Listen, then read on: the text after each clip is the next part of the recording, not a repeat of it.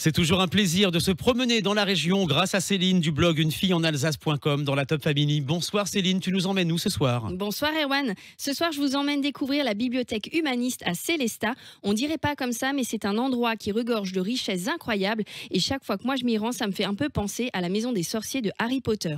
L'édifice construit au 19e siècle au centre-ville, près des églises Saint-Georges et Sainte-Foy, a été rénové entre 2014 et 2018 et sublimé par Rudy Ricciotti, un architecte connu et reconnu pour sa réalisation du Mucem de Marseille. Je t'avoue qu'à Marseille, moi je connais surtout le stade Vélodrome, mais on retourne à Sélestat. Alors installée à Sélestat depuis 1889 dans l'ancienne halle au blé, la bibliothèque humaniste conserve les archives de la ville, mais surtout de nombreux ouvrages et manuscrits sur l'histoire d'Alsace du 15e et 16e siècle. Une grande partie de cette collection appartenait à Beatus Rhenanus, un humaniste alsacien du XVIe siècle né à Sélestat et qui a été inscrite en 2011 au registre Mémoire du monde de l'UNESCO. On parle quand même de 670 ouvrages. Et on parle un peu de ce Beatus, je crois. Oui, puisque c'est autour de la vie de Beatus que s'articule la visite de ce musée.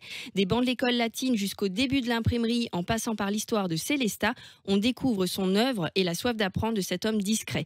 À noter que Beatus Rhenanus a côtoyé les grands humanistes alsaciens de l'époque. Il a été correcteur et éditeur pour de grands imprimeurs européens qui lui ont permis de se lier d'amitié de grands érudits comme Erasme. Vous remarquez qu'on élève le niveau ce soir dans la Top Family grâce à Céline, une fille en Alsace. Merci Céline, on continue? La bibliothèque humaniste compte de nombreux trésors, dont plus de 500 incunables, des livres imprimés avant 1501 et surtout un manuscrit de 1521 qui fait mention pour la toute première fois au monde de l'arbre de Noël, la preuve que la tradition du sapin de Noël serait bien née en Alsace.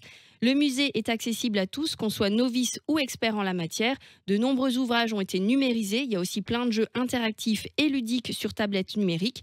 La bibliothèque humaniste se visite toute l'année et propose régulièrement des ateliers ou encore des expositions temporaires. Et bien sûr, pour en savoir plus, on retrouve ce coup de cœur sur tes réseaux, Une fille en Alsace, et sur ton blog également, unefilleenalsace.com. C'est bien ça. Elle connaît la région mieux que personne, elle aime la région plus que personne. Céline, tous les jeudis dans la Top Family. Merci beaucoup Céline. Merci, à la semaine prochaine. Ah bah non, c'est les vacances la semaine prochaine. Ah, bonnes vacances alors. Bonnes vacances.